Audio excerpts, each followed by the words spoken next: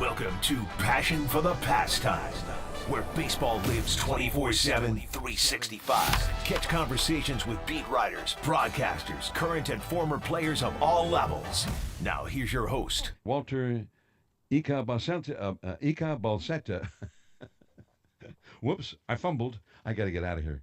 Walter Balsetta.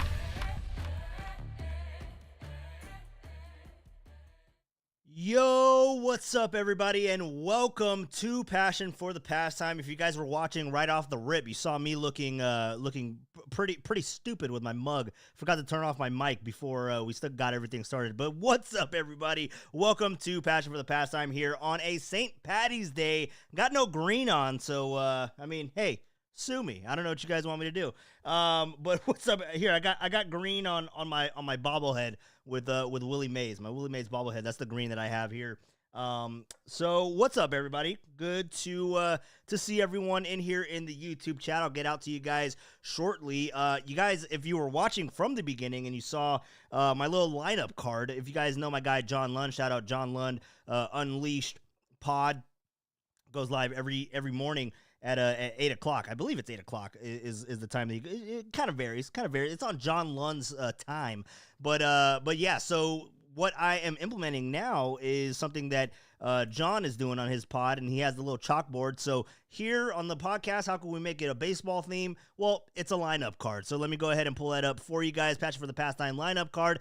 Hey, yo, we're going to get through all of these things before the end of the show. I don't know if it's going to be a lineup card every single day, you know. I mean, we'll try to do that. I don't know if it'll be 9 slots in the lineup card. I don't know if we'll be able to muster that, but we'll get through it. We'll get through it. So we got a lineup card here for you, so you guys can follow along what we're talking about. Because I know I do get on side tangents and we get into separate topics of conversation, but we'll definitely get into all of that as the podcast moves on. But what's up, everybody? My apologies for getting here a little bit late. Was doing some home projects downstairs, and we're going to be a little bit brief on this episode of the podcast tonight. Tomorrow we'll be joined by Jack Loader. You guys saw Jack earlier in the spring where we were talking about the Giants spring training, going into it, the big position battles and all of that, how we were feeling entering the spring. Now we're going to have that same conversation, but how are we feeling exiting the spring? So we're going to talk to Jack Loader of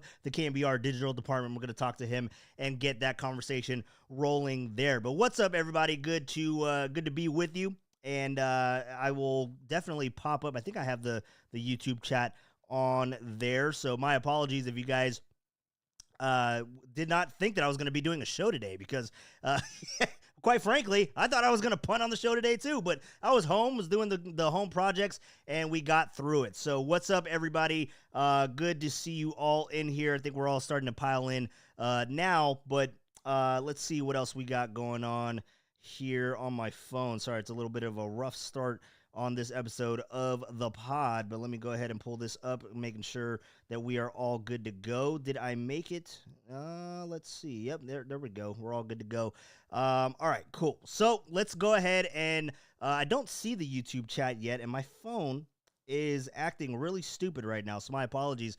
Trying to adjust on the fly here. But yeah, I was going to have this first part of the podcast saying hello to you guys. I just got a message from Rockin'. Yes, live now, dude. If you're in there in the YouTube chat, Lori is saying hello with the Shamrock. What's up, Lori? Good to see you in here. As always, got a couple of viewers on here at the moment. Let's see. Yes, live now.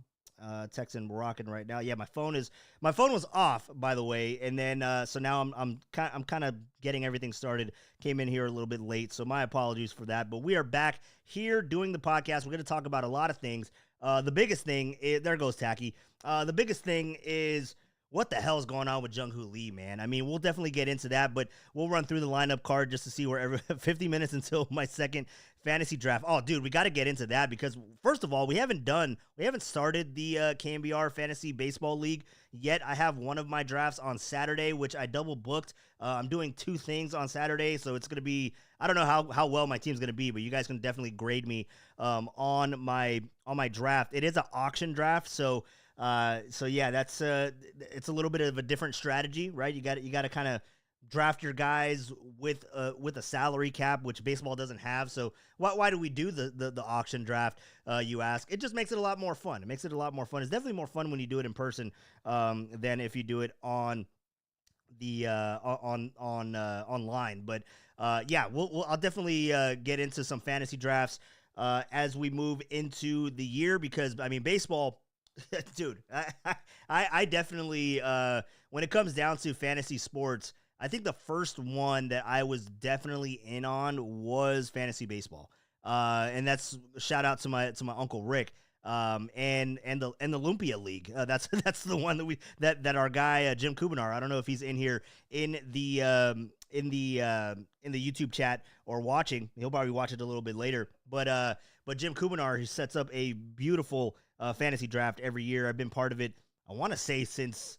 God, it feels like it's been since 2008. I was definitely into the drafting of baseball players well before I graduated high school. So shout out to my uncle again, just giving me some tendencies that I can't shake from anymore. The tendency of being a gambler, but yeah. So we'll definitely get into that. Fantasy sports is definitely huge here on Passion for the Pastime. So we'll definitely passion for the parlay. There we go. We got to throw that in there. I don't know if you guys got to that yet, because my chat is looking a little anemic right now. It's looking a little slow too. But my apologies for starting it a little late, and things are my phone still is not working. I don't know what the hell's going on with my cell phone. So my apologies, guys. This is going to be a little bit of a rough show today, but we're going to get through it. We're going to get through it because we power through it here on the Passion for the Pastime podcast. Let's see. Rocket New Era chiming in. And do I have... Wait, why am I able to highlight this now? Am I able to pin it? No, I can't pin it. Damn it. I thought I figured out something on the fly.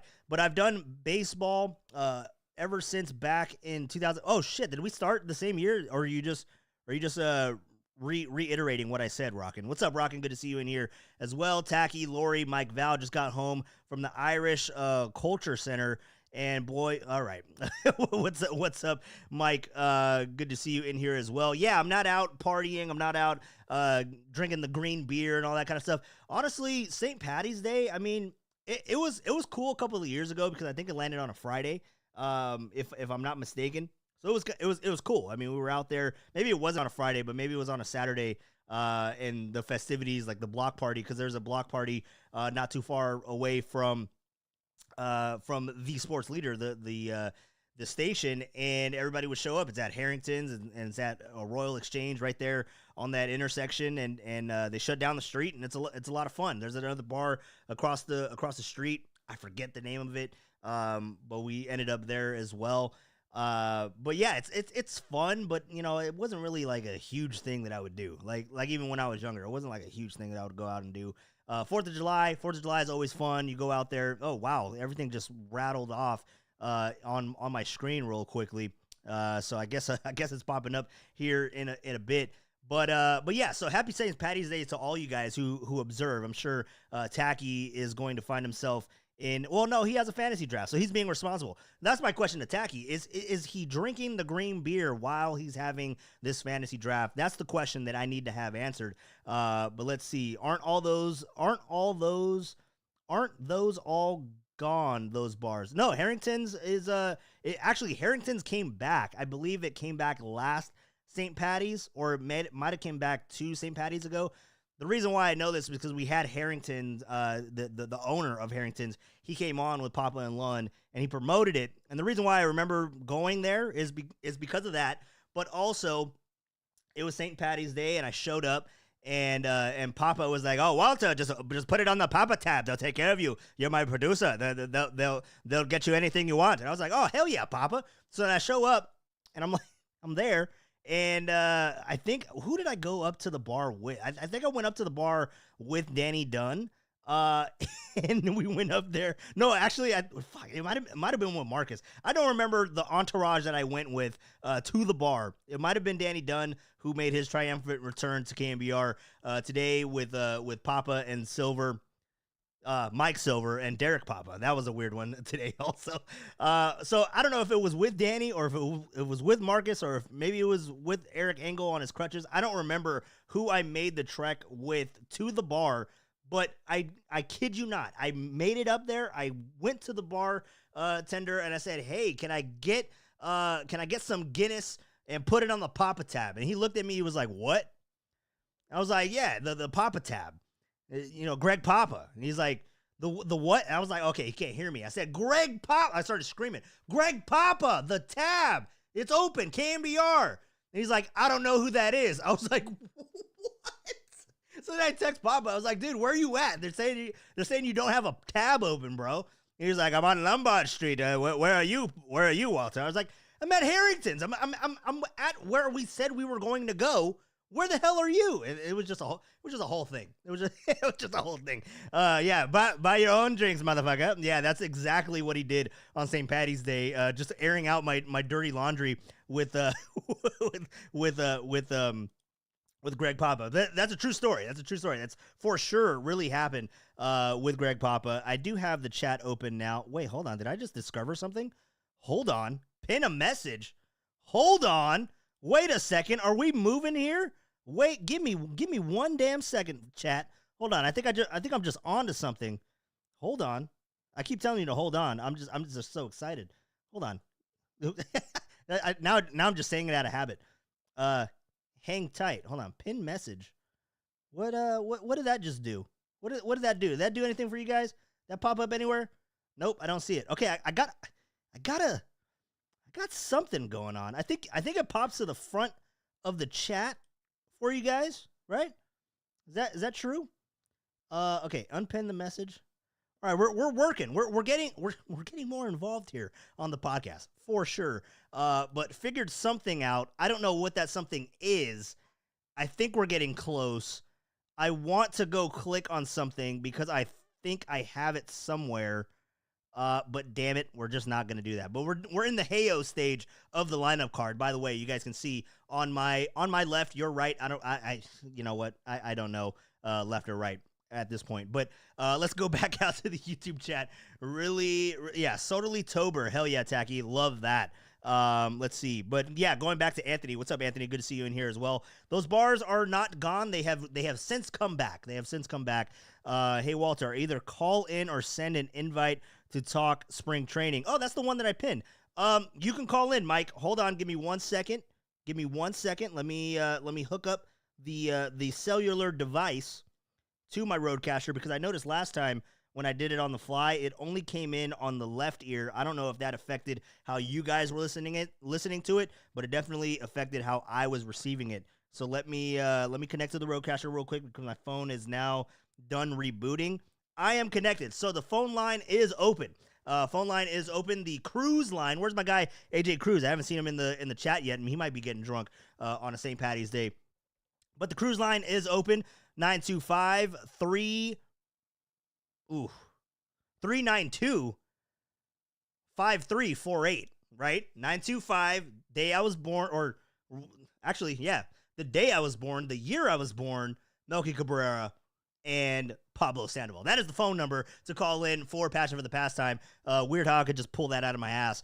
But what's up, everybody? Good to see you all in here. Hey-o! That is the first thing that is leading off the lineup card here today. And look at this cool animation. I mean, I love my guy John Lund. He has his chalkboard, but he hasn't figured out to do this yet. And I have to share this little tidbit with John Lund at some point. But look at this. When Hey-o's done, cross it off. Look at that. Look at that incredible technology that we have here on Passion for the Pastime. We have a call-in line. We have the chat up on the board. We can cross off things on the lineup card. This is incredible. This is next level stuff.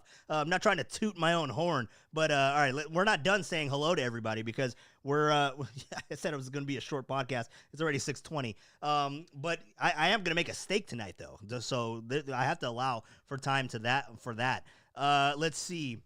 Walter went with Lund. Yeah, no, Lund wasn't there either. Lund left right after the show. Actually, did Lund get a beer with us? I think he might have gotten a beer with us before we went to. No, I got a beer with Mike Holler. Where the hell was Lund? No, I think Lund was home that day because it was a Friday. So I think Lund was home that day. Got a beer with Mike Holler and Danny Dunn. Then we walked over because he left because he had to go cook some fish. And I was just like, the fish can wait, Mike. What are you doing? St. Patty's Day. Come on. And then, so yeah, I walked over with Danny and met with the rest of the hoodlum crew of KMBR. All right, so let's see what else we got going on here. And the hoodlum crew, of course, is Marcus Boucher. Shout out Marcus if he's listening to this podcast. On the at the street fair, not the street fair, the block party. If he's listening to it while he's out there, go ahead and get me some subscriptions, Marcus. Go ahead and give me some subscriptions while you're out there at the block party. Let's see what else we got going on here. But yeah, you guys can call in on the cruise line. I don't see AJ Cruz in here. What's up with my guy AJ Cruz? Let's see what else we got going on here. Papa gave Walter the wrong location. No, he did not give me the wrong location. We literally had a whole spat. It wasn't a spat. I'm being a little dramatic, but we had a whole conversation as to, okay, we're going to have this guy on from Harrington's, and this guy is the owner, but we're going to have the owner on. I want some free beer. Like, I'm going down there. Like, I want some free drinks. Hook it up, Papa. And then he was like, yes. It's going to be on the Papa tab. Just go ahead and put it on the Papa tab. You'll be fine, Walter. I promise you. And that's exactly what he said. And then we did it, and it wasn't fine. I had to pay for beer. The blasphemy of that. But no. He sent me to, you know what? That makes it a much more, I don't know, what makes it a funnier story is that Papa told me that there was a tab open knowingly that there wasn't a tab, or that he sent me to the wrong location. What's a funnier payoff for the story? You guys let me know, because Rockin' chiming in, letting Walter in on the wrong location. I think that's pretty hilarious too, because it very well is possible. He's like, no, not Harrington's, not Harrington's downtown. Harrington's on Lombard Street, Walter. What are you talking about? But all right, let me get back on track, because a guy wants to talk some baseball with me, has some questions about the spring training, and that is our very own Mike Val. Mike, what's up, dude? Welcome to Passion for the Pastime here on this St. Patty's Day. What's up, man? I'm sorry you had to hear my awful Papa impressions for about 2 minutes. But what's up, dude? How you doing? I'm loving it. Hell yeah. Hey, Papa might not have been the best guy to talk to about Harrington's Irish Pub. My father, actually, the owner of Harrington's Irish Pub on Lombard, was for a time, I'm not sure if he still is, worked for my father. He was a general contractor back in the day. His name is Peter Friel. I got a chance to meet him when I was younger. And happy St. Patrick's Day to everybody. Hell yeah, dude. But yeah, if you want a free beer at Harrington's, mention Jerry Kerwin. Jerry Kerwin. All right, dude. Yeah, hell yeah, dude. Can you get that to me in writing, sure. Mike? Can you get that to me in writing? I need it notarized. I need all these steps so that I don't have another mishap and show up at the bar. They're like, well, my dad's going to start talking that. My dad's going to start talking on it now, so I can't do that. Hell yeah, dude. No. All right. So, yeah, hey, man. Appreciate you, man. Appreciate you. Yeah, let's for talk sure. some Giants baseball. Hell yeah, dude. We're 10 days away. I'd like to hang out with you during the show. Of course. If you don't have a guest tonight. Yeah. No, I don't have a guest tonight. We have a couple of things that we're gonna get to, but yeah, no, for sure. Yeah. What's up, man? What's on your mind, Mike? Oh, dude, whatever you want to talk about. Like, any subject, Giant spring training. Okay, all right. I'm open to. Well, so let's go through. If you want to do our preseason predictions right now? No, not yet. Not yet. I know you're chomping at the bit for the predictions, Mike. We're gonna do that next week. I promise you. We're gonna do the predictions next week going into opening day. We'll get that going. Which, by the way, I mean, we'll end there because that's where the podcast is going to end. You're right. Yeah, man. Yeah, no. I mean, this is gonna be the last show before we have some baseball, man. We got some baseball tonight. I don't know how many people are waking up at 3 o'clock in the morning to watch some Dodgers and Cubs. I might be a little psychotic. I might wake up at 3 o'clock to catch some of that and maybe, you know, see the first pitch and all that and then go back to sleep and then watch it on my train ride into the city. But yeah, man, baseball is right around the corner, 10 days away. We got opening day coming up. But like I said, just hang tight for the predictions. We'll get into the predictions next week.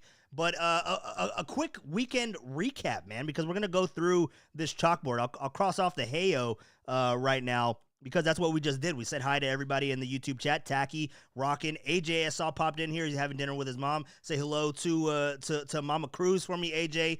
Really appreciate you guys and appreciate you popping in and letting me know. I see Ernie in here as well.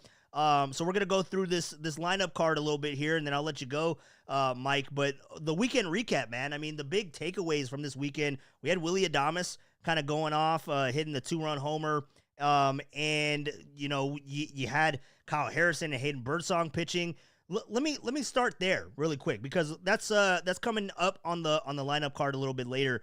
But the position battle of the fifth starter, Mike, who would you want to go with right now? Like, it started up with a two-person race with Kyle Harrison and Hayden Birdsong. Then it opened up to a 3. Are we even considering Kyle Harrison anymore? What's your heartbeat? Like, where do you want to go with the fifth starter?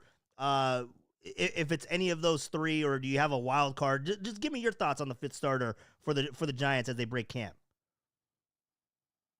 I have a lot of thoughts on that. All right, give them to me, man. Give them to me. I think it should be opened up to 4 and 5 for one. Yeah. Like Bob Melvin kind of handed Jordan Hicks the 4th starter role the first game of spring training, and they kept it hush hush. And maybe he hasn't earned it, because I'll tell you, Hayden Birdsong's outpitched all of those guys. Yeah. At the major league level. And, you know, with Hayden, who's my favorite for the fifth starter today, I think what I saw from him last year was when he got in a jam, like, he came in, he was a cool customer. He was out there chewing bubble gum, flipping a yo-yo, and throwing strikes and striking out 12 in Colorado, you know, which is unheard of. Right. But when things started getting a little bit intense for him, when he started getting touched up a little bit, he started throwing harder instead of working smarter. But hey, you know, we've all done that. His goal this past spring, the same goal that the Giants organization has been preaching, JP Martinez, to all the pitchers on the staff, is those strikes. And I don't mind giving up hits if I'm throwing strikes. But what I've seen in that is all spring, Hayden Birdsong has not lost the ball up high in the strike zone with the 4-seamer, just trying to throw it harder. Yeah. He's actually got downward bite on the fastball now. It might not be 98 miles an hour, but it's 95, and it's in on the hands, and he's striking out a batter in the 5th inning of a game where, you know, our guy Kyle Harrison, who lost 15 pounds, he got sick beginning of spring. So let him recover. Let him get his strength back. I don't care whether it's in a bullpen role or in AAA, you know, like, that's for them to figure out. But let him regain his strength and get ready to start pitching at his best, because while he is another lefty in the rotation or in the bullpen, you know, 15 pounds is going to take a lot out of you.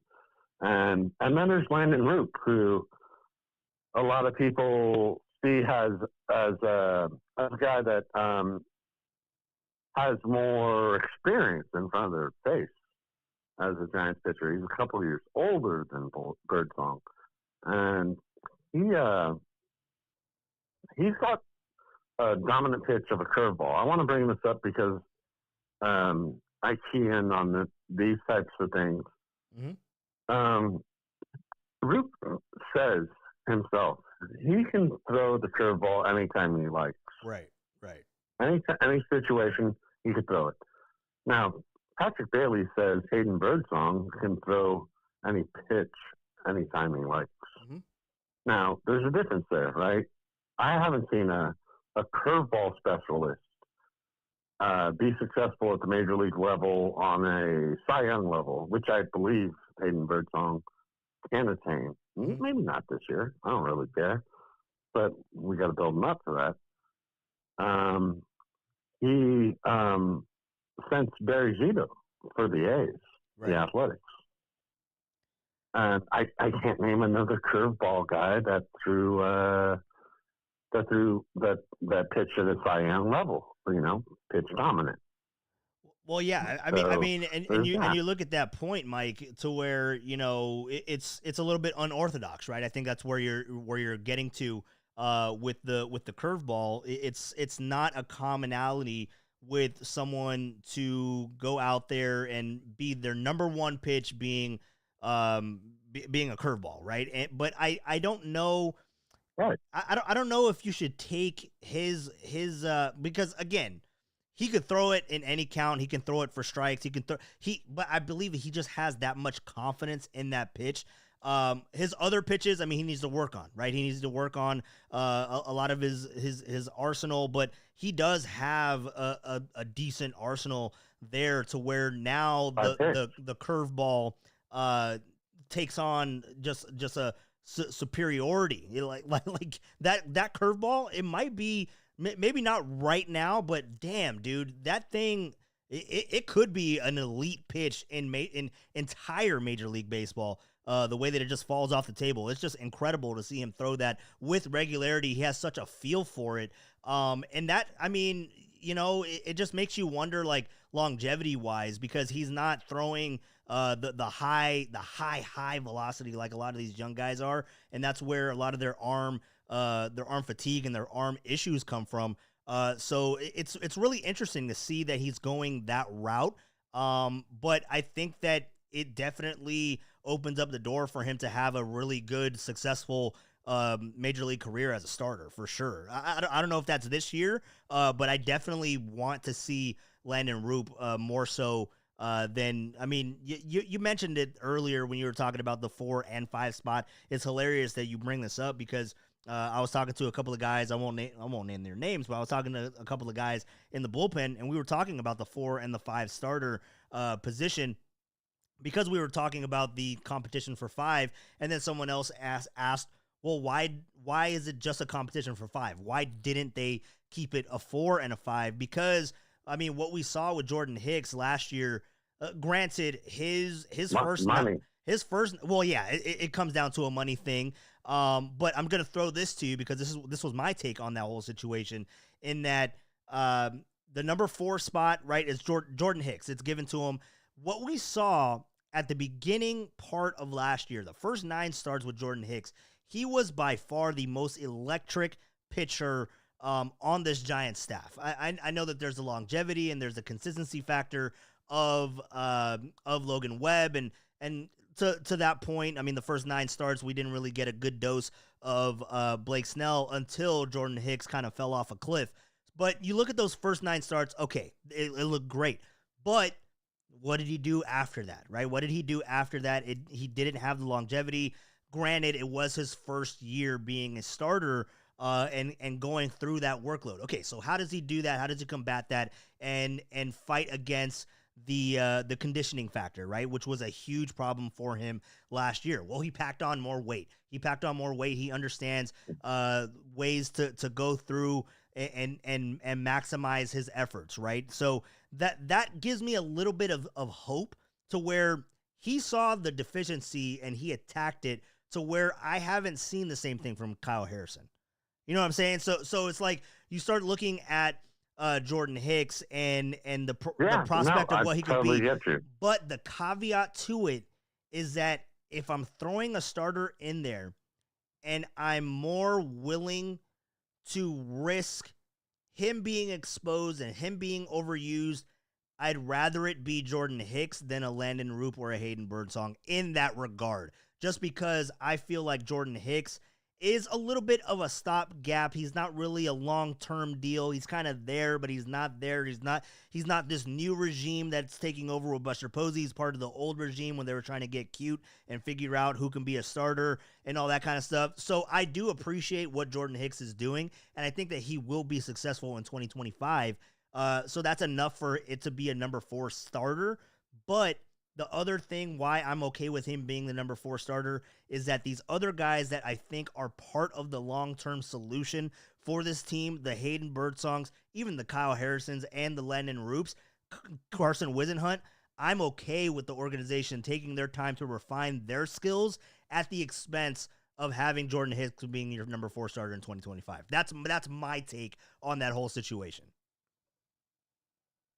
I gotta say, I know where you're coming from on that, and the caveat was the perfect balance of why we're looking at Jordan Hicks in this situation, why the Giants are specifically as the 4th starter.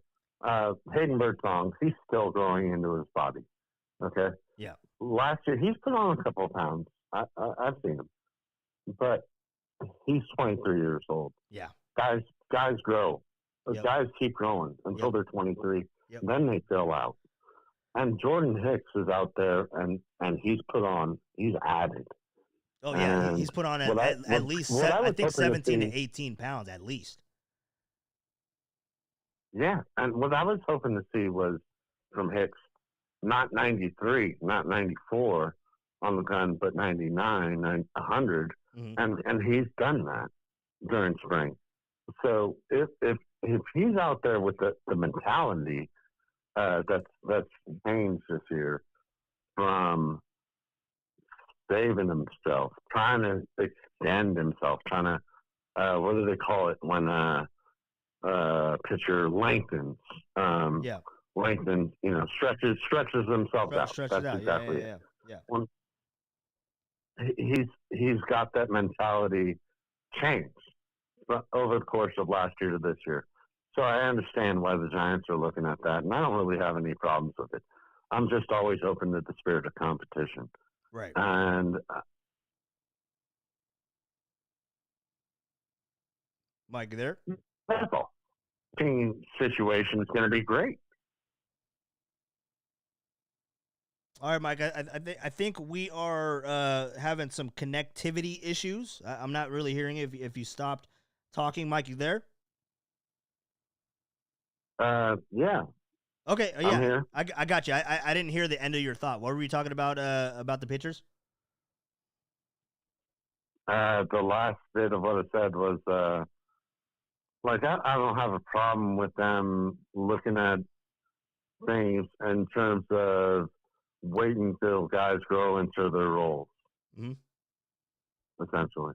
And, fair play to Hicks for getting it up to 99 this spring. So are you are you of the belief, so for that number 5, because I mean we know that Jordan Hicks is going to be there at number 4, but you would prefer it to be Landon Roop and Hayden Birdsong? Is that what I'm hearing, or do you want to see Kyle Harrison there? I definitely prefer it because I think Hayden Birdsong is the next Jason Schmidt. Yeah. Yeah, no, I mean he next Logan Webb. I think he's ready. He looks good, man. Well, see, and that's the thing too, Mike, is that and that's why I'm really excited to have Jack Loader on the show tomorrow. We're going to talk about our thoughts going into spring as opposed to our thoughts coming out of it, because I think coming out of it, I don't know if you had this feeling as well, Mike, but I think going into it, we had this belief of I'm high. I still am really high on Hayden Birdsong. I think that he is in a better place mentally, a better place physically, a better place at understanding what a pitcher is and what a pitcher's goal is and how to get through a lineup. Like, I feel like his mentality and his preparation is much more advanced at this point in his career than a Kyle Harrison. I'm not trying to be a Kyle Harrison hater, but that's just how I feel. That's literally how I feel about Hayden Birdsong. I feel like he is that much more superior in this conversation. But going into it, I felt like Kyle Harrison was going to get that opportunity to be the number 5 starter, and then we were going to get a Hayden Birdsong at AAA, so he can like refine on some of his things. But the more that I'm seeing him go out there and pitch in spring training, the more that I'm seeing him just kind of thrive in this competition, the more I want to see him on this major league roster. He does not need more growth. There isn't growth. I mean, yeah, he needs more growth, but at the major league level, there's nothing that Hayden Birdsong can do and learn at the. There's no benefits for a young pitcher to be at AAA, to go out there and learn, especially in the PCL, especially in that league, because it is a hitter's friendly league. There's no benefit for him going there. We had Keith Law on earlier today with Papa and Silver, and he pretty much said the same sentiment, is that there's no benefits to having a pitcher of starting caliber that can go out there and compete in the major league level. There is no benefit to having someone grow at the AAA level for a pitcher.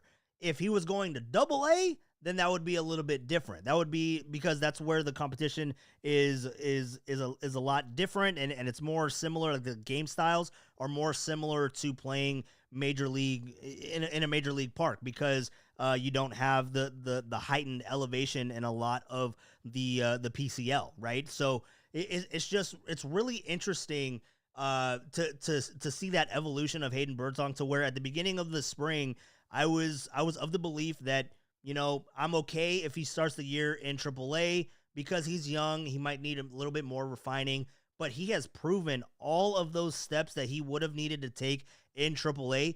He's done that at spring training. Now, is there going to be a part of his young major league career when he's at major league level to where, you know, he has a couple of hiccups and a couple of missteps? Of course, that's the natural course of a young pitcher, a young player, going from the minor leagues and being a mainstay in the major league, in Major League Baseball. But he has all of the attributes that I want to see in a young guy, that he is able to thrive in that environment. So again, like, I was okay with it at the beginning of the year, but now seeing him, or at the beginning of spring, but now seeing him go out there, compete, and he definitely has earned the possibility of being on this 26-man roster. And not only on the roster, being a starter in that rotation. Now the question is, where does Buster Posey's regime, where does it differ from the Farhan Zaidi era? And I feel like this is a key component going into the roster construction. I feel like this kind of sets the tone, because we remember what happened, a couple of times with Luis Matos and these guys. You know, last year, Luis Matos was having a really good spring, and he did not make the opening day roster. He did not. He went down to Sacramento, and it was kind of next man up mentality. When guys got hurt, he got called up, and he did his thing and all that kind of stuff. He wasn't rewarded for his play. Now, Buster Posey being at the helm, and I believe that he's going to have say in who makes the opening day roster, but it also goes to Bob Melvin.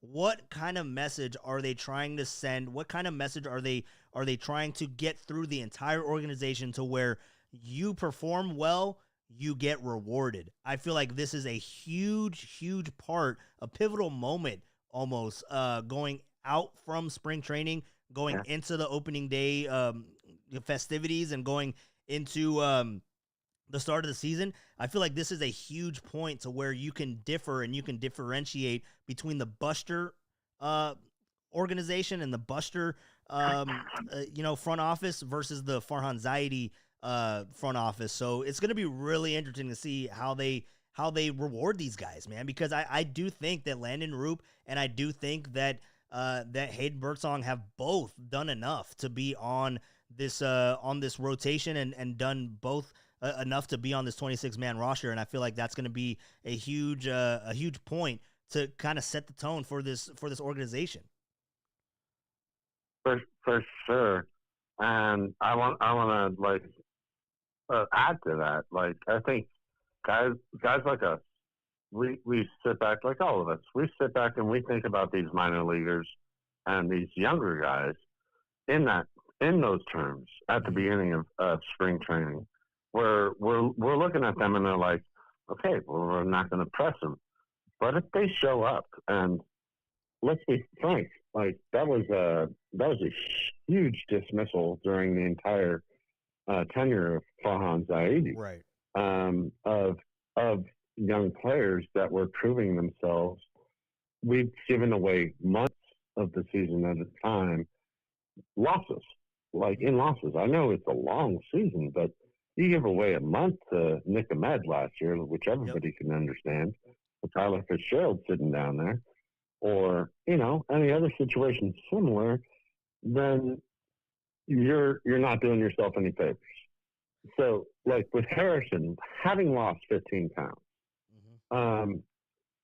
you're going to lose more games the first month of the season with him trying to get himself back healthy than Hayden Birdsong, who's got a .75 ERA, a .5 WHIP, and no walks this entire spring, which was a huge problem in his control.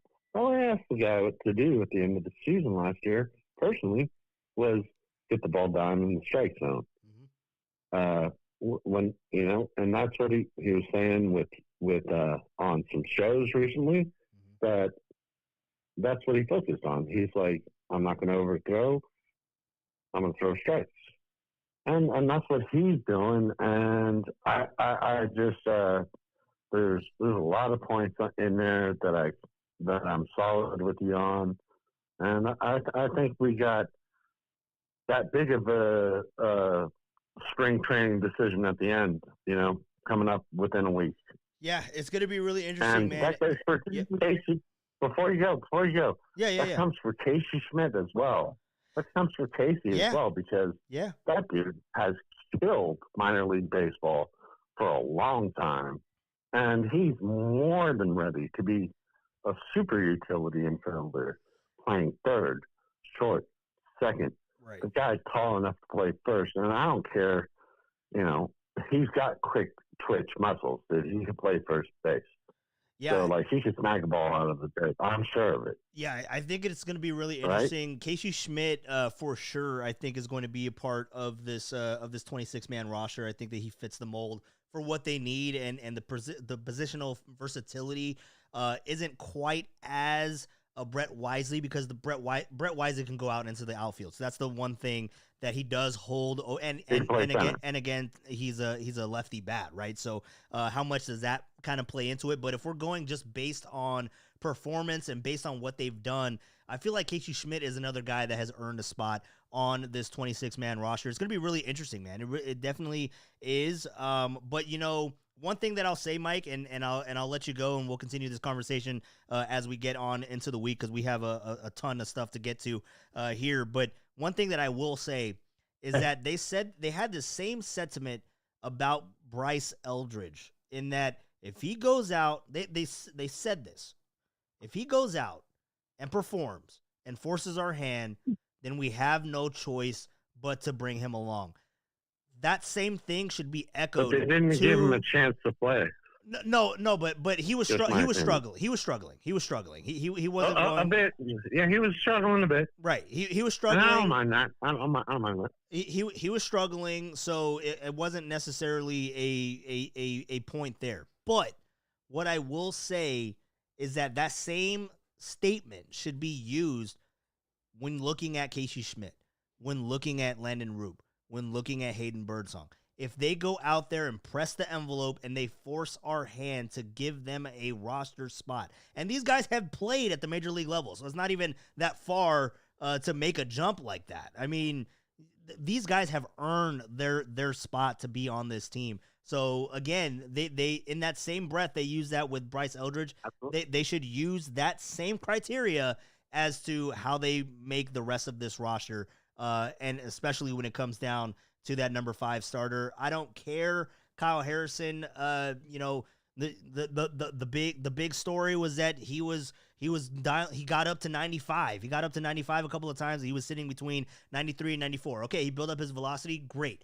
You're not going to look at his final stat line. Of course, okay, we understand that it's spring training, but he has struggled with command. It doesn't matter the velocity. Yeah. He has struggled with command. He hasn't worked on that. What's the secondary pitch? Yeah, I mean, yeah, he hasn't developed it. That's the other thing, is that he has said that he's going to do these things. That's why, when we were talking about Jordan Hicks being the number 4 starter, I feel like he has earned it in that respect, to where he took the information from last year and he adjusted it, and he is applying it to 2025, to where I haven't seen the same thing with Kyle Harrison. I feel like he is just relying, and this is just my opinion, right? I mean, this is my opinion. I feel like he is solely just relying on his talent, and he hasn't taken the next step. As to some of these other guys, like a Kyle Harris, or like a Hayden Birdsong, like a Landon Roop, hell, even a Carson Wisenhunt at this point, I feel like is pitching better than a Kyle Harrison. So yeah, man. I watched Carson. What was that? I watched Carson in the what is it called, the rookie. Oh, the spring breakout game. Yeah, the spring breakout game. Yeah. No, he's probably going to be on the opening day roster. Man, 94 and the changeup. Yeah, dude. No, heavy change. He is good. Ooh. He is good. I'm going to let you go, Walt. Yeah. No, you got me all hyped for up, having man. me on, man. Of course, dude. Mike, we'll do this, and I'm gonna be doing some post game shows during the season and stuff. Dude, always call in. Feel free to call in. We'll have a conversation, and we'll get it done, man. But appreciate you sticking around for the podcast. Dude, we talked for about 30 minutes. So, dude, appreciate you for sure, and we'll talk again soon. I guarantee it. My boy. All right, bro. All right, that was Mike Val. Dude, we kind of got through a lot of these things. We definitely hit the position battle part of that conversation, so we'll make that part of it brief. But man, I mean, talk about getting me fired up. I'm fired up about this Giants team, but more so who should be on on this opening day roster. 100%. So you guys want to get in more conversation, talk some Giants, definitely hit us up on the cruise line. Again, 925-392-5348. Again, 925-392-5348. Sorry, I'm going off the dome again. But what's up, Rockin'? Dang, Tacky left you, Walter, for a baseball draft. Spin that wheel again, Walter. Nah, dude, hey, you know what? I respect the grind. I respect the grind because, dude, there was at one point when I was doing fantasy sports, at one point, baseball, I used to have like 5 teams, bro. I used to have 5 teams. It was bad. It was really bad.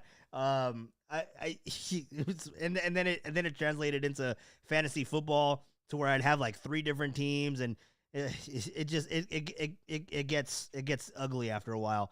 But what's up, everybody? Hope you guys enjoyed that conversation with Mike Val, by the way. I mean, he really got me fired up talking about that pitcher positional battle that we'll get into here in a little bit. But the weekend recap really quickly. I mean, Logan Webb went out there. He dealt. Kyle Harrison did not, and Hayden Birdsong did. Willie Adames hit a 2-run shot. So we saw a lot going into the games, into this kind of second to last weekend of spring training.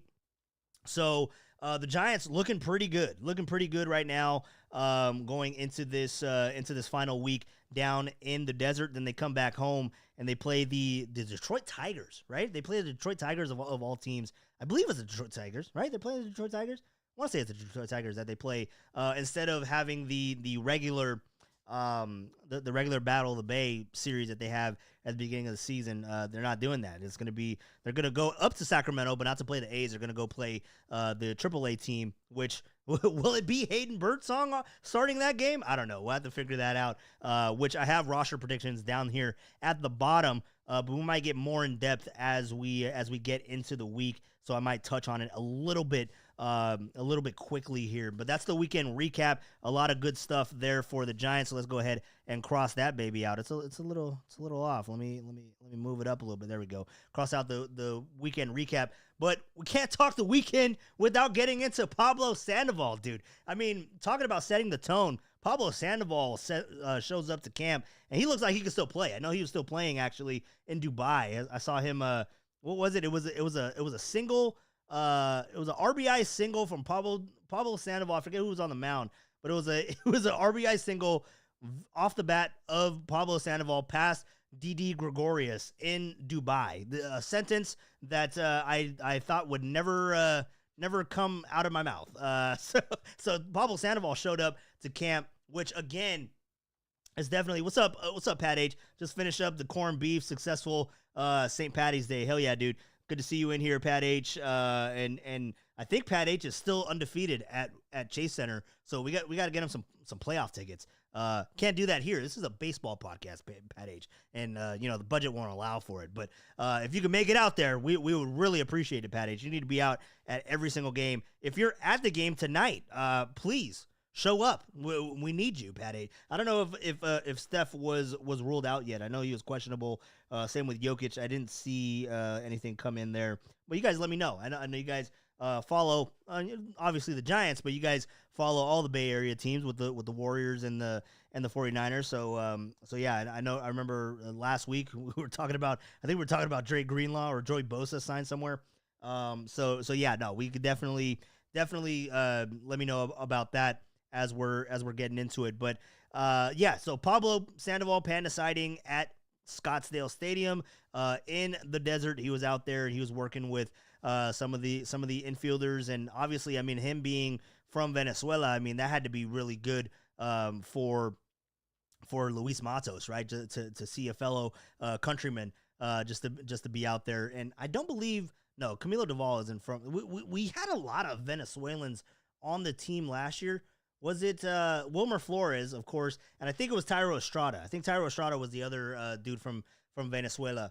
But he's no longer there. He's playing with the Colorado Rockies, which, by the way, he's probably going to hit 20 bombs this year. Just throwing that out there. Jokic and Murray are out. Jung Hoo Lee is hurt again. Yes, he is. We'll get into that shortly. But Pablo Sandoval sighting, the reason why I brought that up and the reason why he's in the 3-hole is because, it just the all-star cast of everybody showing up to spring training. I just think also, I mean, we're talking about Buster Posey with the roster decisions setting the tone. Him bringing in all of these not old timers, but I mean, bringing in these legendary Giants players to where you're seeing, JT Snow, you're seeing Pablo Sandoval, you're seeing Yasmero Batiste, Santiago Casilla, Marco Scudero, Hunter Pence. I mean, the list goes. Javi Lopez. I mean, and these are guys that have won championships recently. You know what I mean? And then I believe Rich Aurelia got out there too. So just to see all these guys showing up for Buster and believing in Buster's vision, right? I just think that sets such a huge tone for this organization and just brings up the vibes on camp, right? I mean, we have used the word vibes multiple times on this show, but Jeremy Halfelt was, I don't know if he's gotten out to camp, but he was on a Hot Stove earlier this morning, and his premise was the vibes are huge right now. So the Giants are really feeling good. You have to figure it has to be with the play. It has to be with the clubhouse, the atmosphere, but it also has to be, I feel, the guys that are showing up to camp, and not only the players. I'm talking about the guys that are showing up to be instructors, the past legends of past championships for this Giants organization. Pablo being the latest surprise ad towards the end of spring training. So Pablo Sandoval was out there at the spring training facilities, helping out any which way that he can. So huge thing for Pablo Sandoval to be showing up there with the Giants. So let's get back on track here to cross out the Pablo Sandoval. You guys liking that cross out action there? I think it's pretty sick. If you don't mind me asking, I think it's pretty good.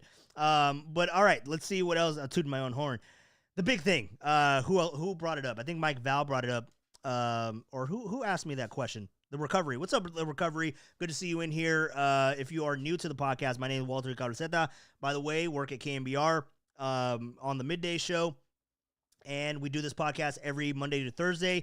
If you are subscribed, great. Really appreciate it. And if you are a returning member of the family, good to see you back here. But Jung Hoo Lee, is he hurt again? Yes, he is hurt again, which, it's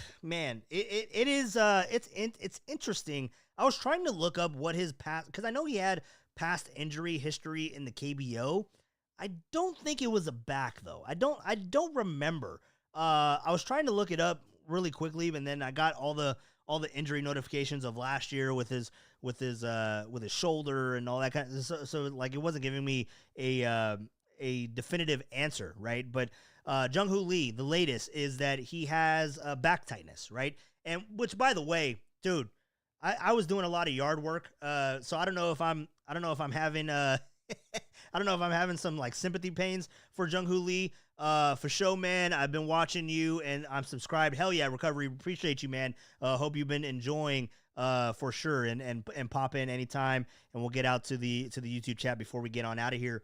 And we do have a phone line too. If you ever want to call in, 925, you jot it down, put it down in your contacts, for Passion for the Pastime call-in line, the cruise line, if you want to put it in your contacts, 925, 392 5348. That is the call-in line there if you guys ever want to chime in, especially during the season, because we're going to be rocking and rolling, man. Can't wait for it. But going back to Jung Hoo Lee and the question asked by the Recovery 716, Jung Hoo Lee has back tightness, and let me just tell you, I've been dealing with back tightness for about 2 days. It is not. It's not comfortable. It is not comfortable. I'm still trying to figure. Like, you can't sleep, bro. I woke up at 2 a.m. last night. It was not good. I couldn't sleep. I'm just going on adrenaline now. So really, it's not pleasant. It's not. I can't imagine going out and swinging a baseball bat. Let alone I had to drive in a car. Which actually helps my back for some reason. I don't know. This posture, actually, by the way, is not helping my back. Let me go ahead and stretch it out a little bit. Oh, damn. Yeah, don't move bricks. Don't move a large amount of bricks and think that you're Superman, which in reality, you should probably pick them up in smaller piles. But hey, it is what it is. I got through it. I got the job done. Had the tunnel vision there with moving the brick, but now I'm paying for it. But hopefully it is all worth it. But going back to the back injury with Jung Hoo Lee, again, I'm having the sympathy pain for Jung Hoo Lee, back tightness, and it sounded like, and I thought it was the same thing. Yeah, I broke my back, spinal. Yeah, for sure. I definitely feel like Toby. My back. Oh, my Toby Maguire, my Spider-Man. I think it's all your Spider-Mans as well. But sorry, I'm getting off on a side tangent.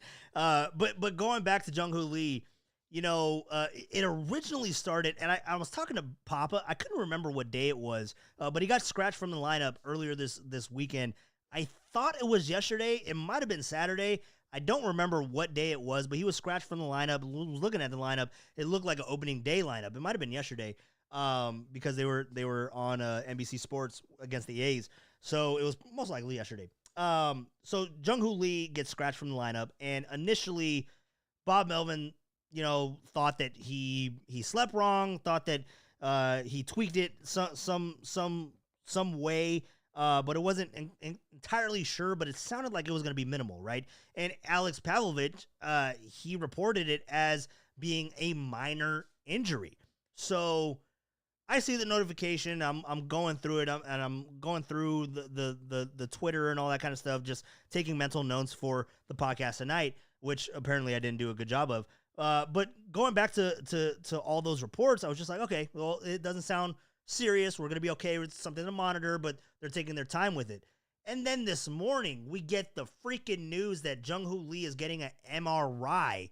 I'm like, dude, I thought he slept wrong. We're doing an MRI for this guy? Like, is it that serious? What the hell happened? So we'll get into more of Jung Hoo Lee and what this potentially means. Again, MRI was administered today, and the results will be shared, I guess, tomorrow with the media or Bob Melvin. I'm pretty sure Bob Melvin probably knows the results of the MRI already. So we'll find out. We'll talk about it more tomorrow because there is a trickle-down effect. If Jung Hoo Lee is not on this roster, I was talking about it with Papa during a commercial break. I was just like, and I saw somebody else put it in here. Robert, what's up, Robert? Good to see you in here. Yaz can play center field. Yeah, he can, but should he? I mean, that's the question. Should he play center field? I don't know, because that is the same response that I gave to Papa, because he said, well, what happens if Jung Hoo Lee can't play in opening day? If he can't play in Cincinnati, what do they do, Walter? What are they going to do with center field? And I said, well, Pop, they're probably going to go with Yaz. He's like, that's a terrible idea. Why would you say that, Walter? So, dude, I don't know. I'm with you, Robert. Yaz can play center field. I don't know if that's a way that you want to go. But they have other guys. I mean, 415 West was talking about him, and he's been having a resurgence in spring to where, Grant McCray could potentially, and he's probably the most suited, the most fitted to fit a defensive center field role. So yeah, I mean, we'll have to see that. We'll talk more about that really quickly, but to stop my rambling, and let's get a ramble from the cruise line with the namesake of the cruise line. I think I say the same thing to you every single time that you come in here. AJ Cruz, what's up, dude? How you doing, bro? You knew the Rumble was on tap. You knew the Rumble was on tap, but I just have a question. Like, how come your Papa impression sounds Jewish, man? It sounds like Jewish, almost Jewish. Like, don't give me an everything bagel, Shmuley. Like shit like that. So, also, Tobey Maguire was my Spider-Man until Spider-Man 3. Spider-Man 3 freaking sucked. But Spider-Man 2 was the best out of all of them. You didn't like Dark Tobey? Was that Dark Tobey? Was that when he was Venom? When he went through the emo phase? No, that was lame. And the worst thing they did was they brought. I mean, come on. Venom is basically Spider-Man's version of the Joker, right? He's the equivalent of the Joker, who's Joker. Yeah. The best baddie in all of comic history. He is, right? Yeah. Lex Luthor's boring, but they treated Venom in that movie just like a throwaway character. They treated him like a Mitzelplick or one of those other little 2-bit third-rate baddies. They only had him in the movie for about 45 minutes, and that was it. He was done. So that was weak sauce. I don't even know if Venom was in the movie. Venom like that. I don't even know if Venom was in the movie for that long, dude. I feel like Venom was in that movie for you said 45. I feel like it was closer to 25 minutes, like screen time for Venom. Well, it could have been. I've only seen it once, and that was more than enough for me. That movie was fucking whack. But yeah. But I agree. I actually thought Andrew Garfield was a good Spider-Man. I thought he deserved another movie. Yeah. But it's just the second one. The second one was just kind of I didn't think it was that bad, but I guess they're expecting $1 billion and they didn't get it. So let's do what we always do. Let's reboot the shit. And you know what? Actually, I think Tom Holland is a good synthesis of both Peter Parkers. I think he's the right balance. Not that Toby wasn't good, but I think that Tom Holland's got it. All right, well, you can't like all of them. I mean, which one's your go-to? Like you need saving. Who do you want to save you? Is it Toby Spider-Man? Is it Andrew Garfield? Or is it Tom Holland? Oh shit! Like you're falling you're falling from a building. You're falling from a building. You're like, Spider-Man, help me! Which one do you hope to see come swing and pick you up? Oh, if we're talking about swinging, I'm Batman. I want you to Batman to come save me, bro. Like, take a ride in that car, dude. He's got the illest fucking lowrider in all of Gotham. You know what I'm saying? He got the illest lowrider. Hey, dude. Hey, there is the Batmobile from the TV show is the sickest Batmobile ever. It's not the most functional. Well, it is with the oil slick and everything, but yeah. I mean, the Rumbler is still like the most functional one for taking people out. But the coolest one by far is the TV show one. And don't tell me it's not, because you put me in that car, I'll show you one happy homie, dude. I'll be cruising, changing your story in San Jose like it's nobody's business. All the cops looking at me and shit. Oh, dude. Anyway, yeah, Jung Hoo Lee, man, that sucks, dude. That sucks. So, yeah, there's my Giants talk for the evening. Oh, yeah, dude. Yeah. I'm getting excited. If we're talking superhero vehicles, I mean, where we stand on the on the Mermaid Man and Barnacle Boy mobile. What about that one? Shout out SpongeBob. You might not have seen SpongeBob. Oh no, my kid's watching that new Plankton movie like every like 30 minutes. He has it restarted. A Plankton movie. There's a Plankton movie, like the character from SpongeBob. Yeah, it's a new SpongeBob movie. Well, oh shit, it's Plankton's movie. You know, but right. of course, you gotta have it. Dude, SpongeBob is so annoying. No, it's not, dude. I'm gonna fight you now. I'm gonna fight. SpongeBob is not annoying. You know what? That's my cartoon. I'll tell you something, Walter. You can have it. You can have it. God damn it! I grew up with real Saturday morning cartoons. Okay, real Saturday morning cartoons. Yeah, I'm an oldie, but I'm a goodie. You know, I grew up with the 13 Ghosts of Scooby Doo. Although Scrappy Doo sucked. I grew up with Scrappy Doo, Melvin Doo. Who's Melvin?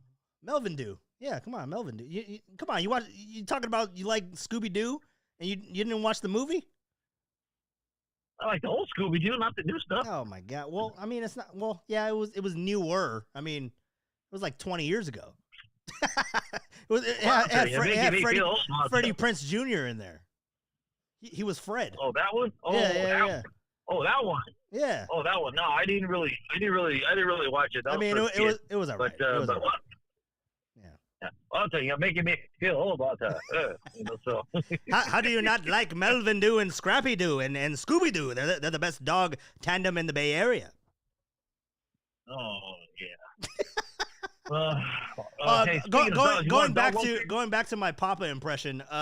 It's kind of me doing Papa doing John Lovitz. I mean, that's kind of what it morphed into. I'm not even doing a Papa voice. It's just John Lovitz. Yeah, if John Lovitz were a radio host, who would he sound like, right? Oh yeah, dude. Actually, that's pretty. Yeah, you like that one. Good.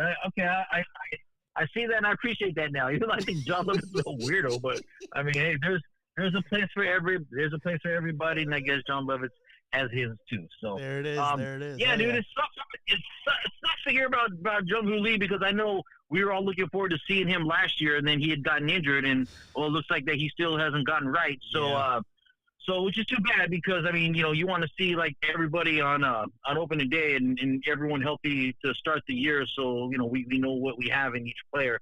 So if he's really like if his back is really hurt and he can't play, you know, it's gonna feel like we're shortchanged. I mean, I know it's really not necessarily his fault, but right. You know, he's still a piece that everyone was looking forward to. So it's gonna suck, but I'm really looking forward to it. So I mean, you know, like talking about learning what the ins and outs of baseball are, because I'll be honest with you, I actually like watching when my brother was playing Little League.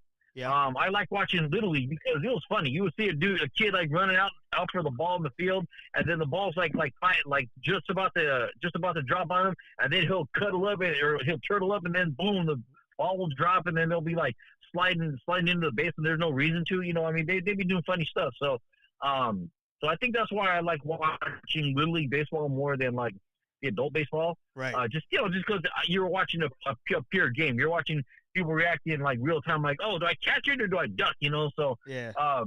But learning how to, you know, watch and appreciate the game at the highest level is something I'm looking forward to. And you know, like I know I've already said this, which I like playing baseball more than I like watching it. So I'll give it the college try. I'll give it the good old college try and try to sit. And I mean, I can't tell you the difference between a slider and a sinker, but you know, but I know knuckleballs and I know knuckleheads, and we're tacky.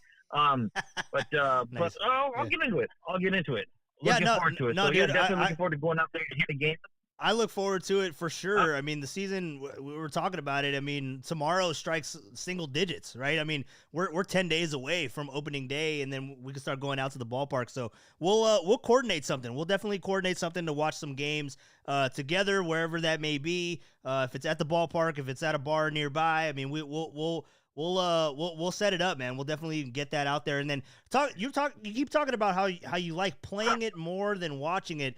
I want to set up. I want to set up a softball game. Passion for the Pastime against maybe I'll get some KNBR guys to come out and we play a softball game. We'll have some beers. We'll go get some pizza. I mean, I think that could be a lot of fun. I would love to, but Derek ain't gonna do it. Derek's not gonna do it unless Derek will do it. Derek will do it. Well, he'll do it if you let him take the pizza home. You know, I mean, he'll let you do it. Well, hey, yeah. I said he'd do it. I didn't say under what stipulations, but he'd do it. He'd do it for the right price. A pizza and a ride home would suffice with Derek. Well, that's doable. But you know what? Actually, that's a good idea because you can tell young Tony that he can get his revenge on the Mexican American Dream. He'll be there.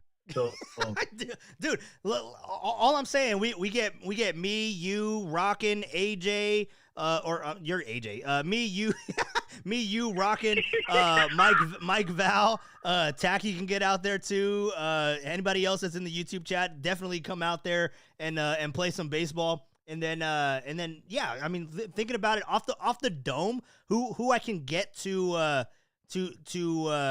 commit to that. I mean, I would love for Marcus Boucher to show up, but I don't know if off the dome if he would just show up. But I feel like that's a 50-50. I feel like that's a 50-50. It's a good shot. Copes will show up. Derek will show up.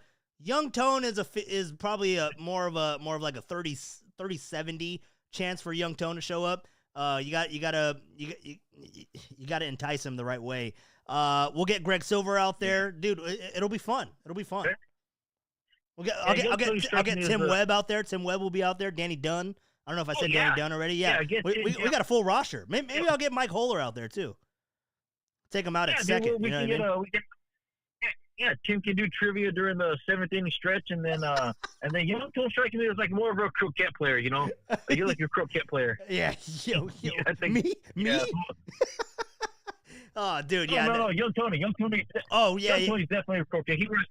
He wears gloves too. I'll bet. I'm sure he's kind of stuff up like that. But tell him the Dream will be there. I know he wants to get back on me, so we'll make it happen. We'll make it happen. That might be the calling card for Young Tone to show up for sure. Oh yeah, he'll go for sure. He wants a piece of the Dream. I know that. But hey, I'm about to hop out and run to the store right quick. But I just wanted to call in. Sorry I missed the show. I just started my new gig today, so I was having dinner with my moms and forgot the show was on. But I wanted to call and say I haven't forgotten and looking forward to the season. And yeah, you know what? I would probably have to go. I think I would have to go with Tobey Maguire just because he has his legs built into his arms. So this way he doesn't have to worry about running out of fluid. So that comes in handy in a pinch. He's the best Spider-Man. He's the best Spider-Man, dude. I'm telling you. But AJ, he had the best movie. He had the best movie, and he also had one of the worst. So that kind of almost negates it. That's true. But he was the first, so he get. So like Sean Connery being James Bond, he gets that respect. Yep, yeah, that's true. Well put, AJ. Dude, appreciate you always calling in. There's a reason why the phone line is named after you because you give us the best calls, man. But really appreciate you calling in, and congrats on the new gig, whatever that is. And I'm glad you had a good dinner with your mom, man. Appreciate that. Right on. All right, man. Appreciate it. I'll be checking back in tomorrow. Take care, guys. All right, brother. AJ Cruz, there he goes. Probably going to Walmart. I didn't ask him what store he's going to, but I'm pretty sure AJ shops at Walmart. No shot at AJ, but I'm saying I shop at Walmart too. We kind of have that look about us. All right, so let's get back out to the lineup card because we're still going. I saw Anthony ask earlier. Anthony asked, "How bad is Jung Hoo Lee's back?" I hope that it's not bad. I don't know how bad it is.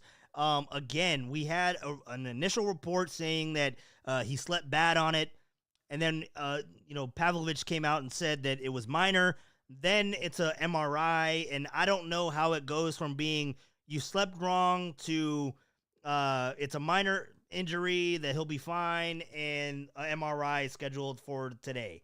I don't know how that progresses from 0 to 100 that fast. So it does have me a little concerned. But now looking at, I guess we'll transition into the position battle update, I guess, because the position battle definitely is kind of stemming off of this injury, right? You look at Jung Hoo Lee, he's your starting center fielder. He's going to be hitting third. Who can come in there and replicate that, right? I mean, off the rip, and I saw somebody else mention that in the YouTube chat. My apologies. I don't remember who it is, and I can't find it as quick as I can. I want to say maybe it was Pat H. Maybe it was Robert. But Luis Matos, right? Luis Matos is somebody. Oh, here we go. Anthony chiming in. Save money where you can. Matos or McCray to center field. They're full of shit. Sleep wrong. Yeah, dude. Yeah, no. I mean, I've slept wrong and fucked up my back. I have done that. So it's not too far out, but to have an MRI, like I haven't been like, oh, doctor, I slept wrong. Can you give me an MRI? Like, bro, like that's kind of crazy. You know what I mean? That's a little insane. But yeah, I don't know if it was Anthony or Mike Val. I know you guys have been going back and forth about Luis Matos, but that would be my initial thought, is that, okay, who can come in there and essentially hit in the 3-hole? I don't know if I'd want Luis Matos in the 3-hole, but he can do that. I have much more confidence in Luis Matos hitting in the 3 spot than I would with Grant McCray. And obviously it's not a full like plug and go, right? That's not going to happen immediately. But you know, when you look at Luis Matos and you look at Grant McCray, I guess the question is, what is the priority with substituting for Jung Hoo Lee? Are you trying to get a spark offensively, or are you trying to stand pat defensively? Because again, like we've mentioned, Mike Yastrzemski can go into center field. They did that before. I don't know if that's the course of action that they want to take on opening day. I think that was a break glass. This is the scenario. This is what we have. Go make it work. I think that that's why we had Yaz in center field. I wouldn't want him in center field to start opening day. If it was to play center field, to play defense, and to cover that much ground, it would naturally be Grant McCray, right? And Grant McCray has been playing better as of late. But I do think that the 4th outfielder spot is currently being held by Luis Matos. But that does not factor in the injury of Jung Hoo Lee, right? If Jung Hoo Lee isn't there, I think that both of those guys are going to be on the roster spot or be on the 26-man roster. If he's not able to go on opening day, I think that you're going to see Grant McCray in first or in center field on the first day of the year, and then you're going to have Luis Matos and Yaz, platoon out there in right field, or when Yaz is out, you put Elliot Ramos in right field, and then you got Luis Matos in left. I mean, there's endless combinations that you can do in that regard. But yeah, it's going to be really interesting. Put Ramos in center field. I wouldn't necessarily go down that route either, Anthony.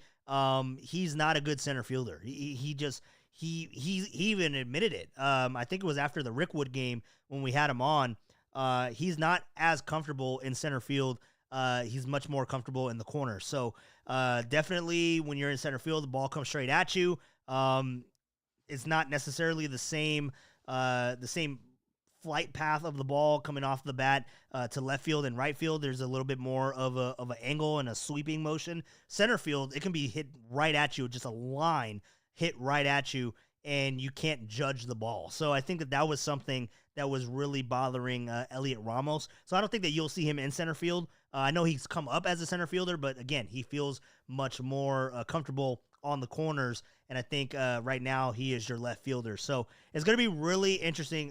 Eldridge was good in center field, supposedly. No, Anthony, I would have to have a retort to that, because the reason why they are trying to pull him out of the outfield is because he was horrendous at playing the outfield. They're trying to find a spot for him. Again, he's like a Marco Luciano in that we love his bat, we love what he can do. Where could he play?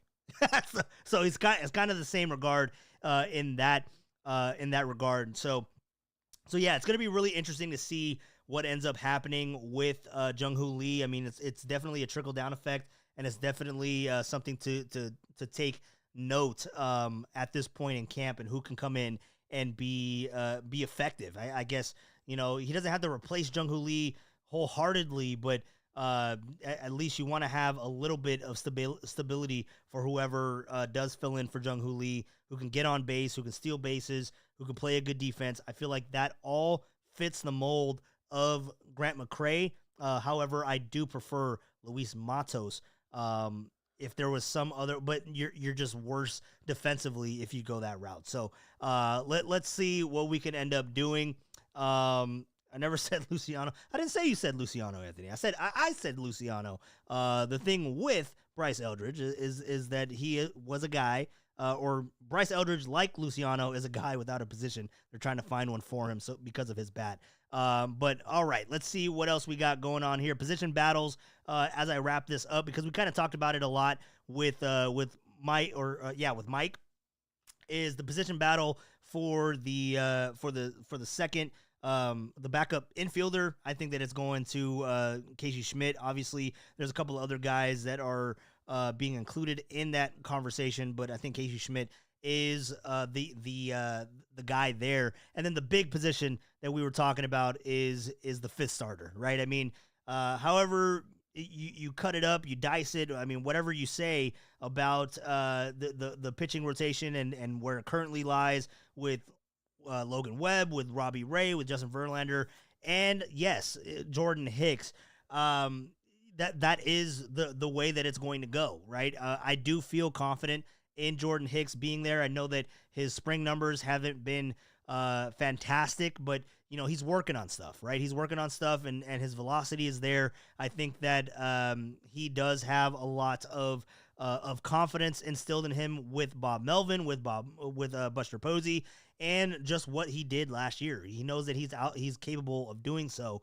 But I mean, there is the competition factor to where I don't know necessarily if it's a short leash, but he's going to be put on notice if he doesn't start the year as well as they anticipate him to, because there are guys like Hayden Birdsong, like Landon Roop, Carson Wisenhunt. Those guys are on the cusp of making this roster, which, I mean, I know that we were discussing, and it's going to be a conversation point all the way up until the roster decision is complete.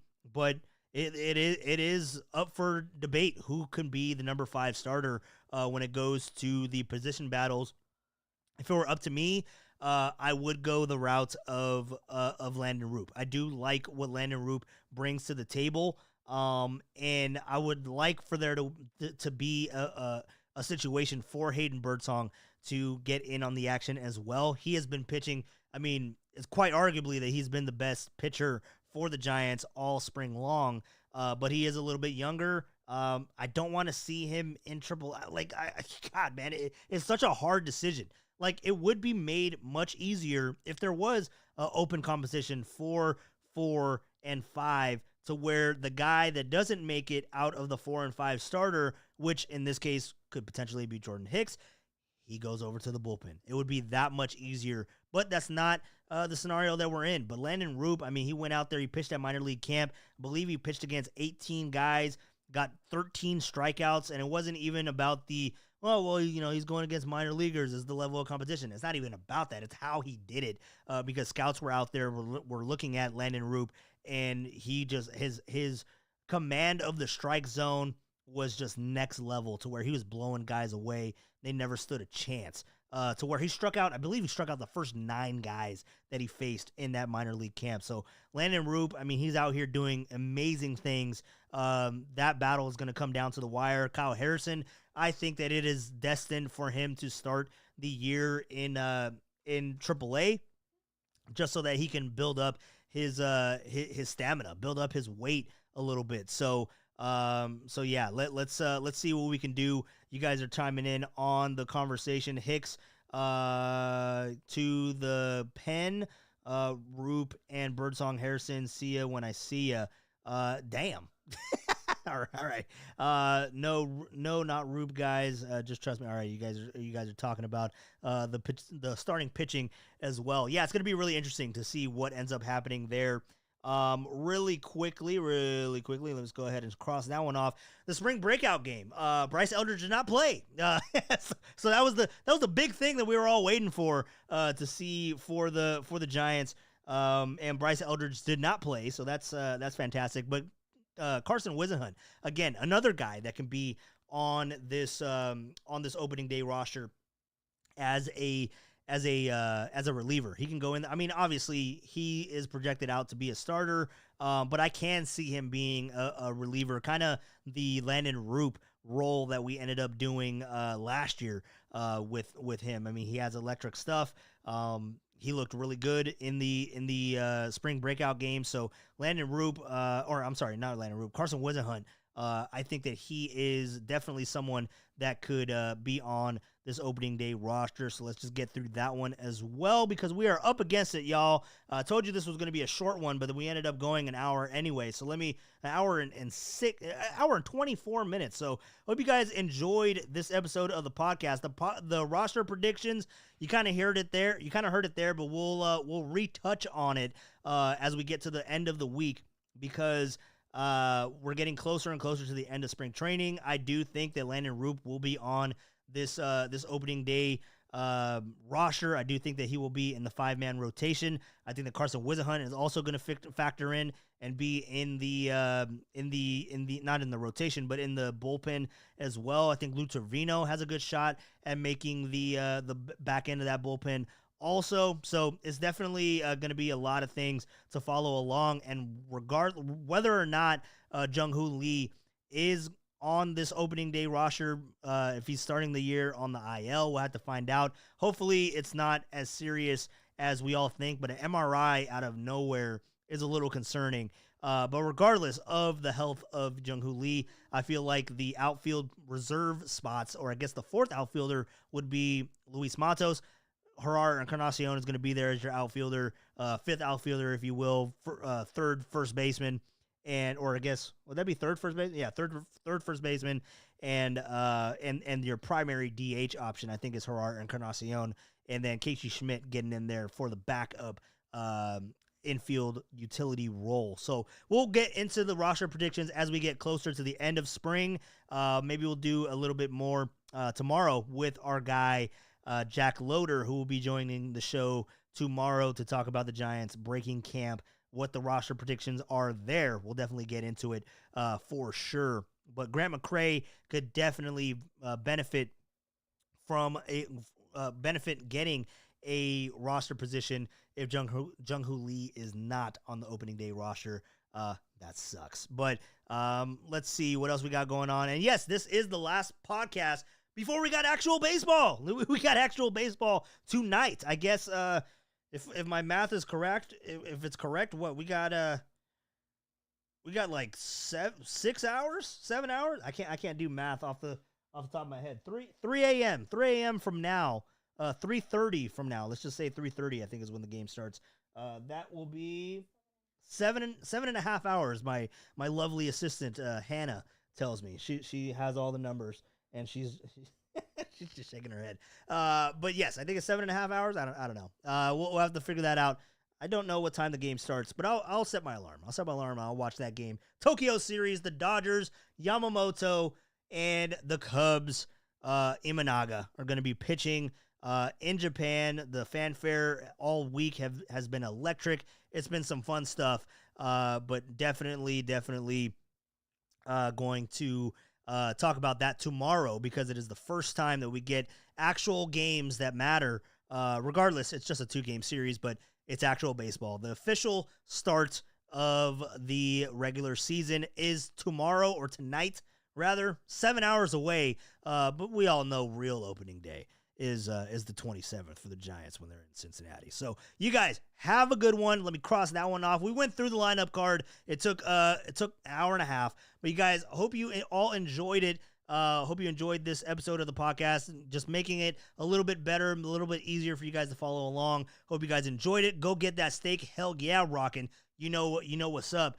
Appreciate you guys. Mike Val, appreciate you. Ernie, appreciate you. You guys all have a great evening as well. Anthony, appreciate you stopping by. AJ Cruz for calling in. Mike Val for calling in. Lori was here. Hannah was here.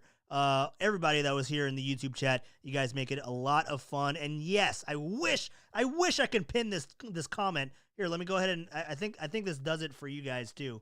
Hold on, where'd it go? Damn it, did I erase it? Nope, it's right here. Wait, nope, I'm in the wrong browser. Hold on. I gotta do this. I gotta do this right before I get out of here. Pin the message F the Dodgers, all right? Yes. I full heart in that one. F the Dodgers. Let's go Cubbies, all right? So you guys have a good one. Be safe. We'll talk again tomorrow. We got real baseball to get to, and we'll hopefully have some clarity on Jung Hoo Lee as the MRI results come out tomorrow.